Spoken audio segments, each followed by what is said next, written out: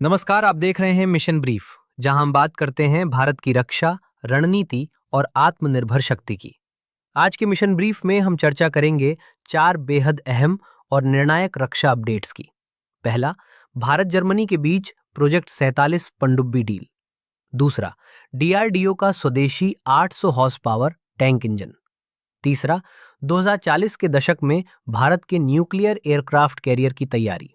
और चौथा, AMCA 5th generation fighter jet project का फाइनल चरण में प्रवेश। तो चलिए शुरू करते हैं आज का मिशन ब्रीफ। भारत एक ऐसे रक्षा समझौते के बेहद करीब है जो आने वाले दशकों तक भारतीय नौसेना की ताकत को परिभाषित करेगा। प्रोजेक्ट 75 के तहत भारत को मिलने वाली पनडुब्बियां सिर्फ खरीदी गई प्लेटफॉर्म नहीं होंगी, बल्कि भारत की जरूरतों के हिसाब से डिजाइन की गई कस्टम सबमरीन होंगी। इन पनडुब्बियों का वजन करीब 2500 टन होगा, जो मौजूदा एक्सपोर्ट वेरिएंट से ज्यादा है।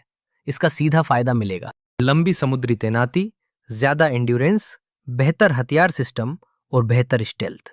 सबसे अहम बात यह है कि मज़ागों डॉक शिप बिल्डर्स लिमिटेड को इन सबमरीन डिजाइनों को एक्सपोर्ट करने का अधिकार भी मिल सकता है। यानी भारत सिर्फ उपयोगकर्ता नहीं, बल्कि भविष्य में कन्वेंशनल सबमरीन एक्सपोर्ट हब बन सकता है। समंदर के नीचे ताकत बढ़ाने के बाद अब बात करते हैं जमीन पर चलने वाली ताकत की। डीआरडीओ अब एक ऐसे 800 हॉर्स पावर स्वदेशी टैंक इंजन पर काम कर रहा है जो आने वाले समय में इंपोर्टेड पावर पैक को पूरी तरह रिप्लेस कर सकता है। ये इंजन पहले से विकसित 600 हॉर्स पावर प्लेटफॉर्म पर आधारित है, लेकिन इसे लाइट टैंक जैसी हाई डिमांड परिस्थितियों के लिए अपग्रेड किया गया है। इसमें शामिल होगा ऑटोमेटिक ट्रांसमिशन, बेहतर थर्मल मैनेजमेंट और ज्यादा एंड्योरेंस। इस इंजन का इस्तेमाल जोरावर लाइट टैंक और भविष्य के अन्य स्वदेशी प्लेटफॉर्म्स में किया जा सकता है।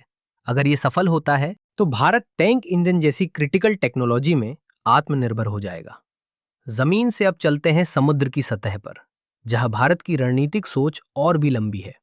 भारतीय नौसेना ने साफ कर दिया है कि 2040 के दशक तक Bharat nuclear powered aircraft carrier की दिशा में आगे बढ़ सकता है। भारत की अर्थव्यवस्था 2047 तक करीब $35 ट्रिलियन तक पहुंचने की उम्मीद है, और इसी के साथ नौसेना की भूमिका भी ब्लू वाटर ऑपरेशंस तक विस्तृत होगी।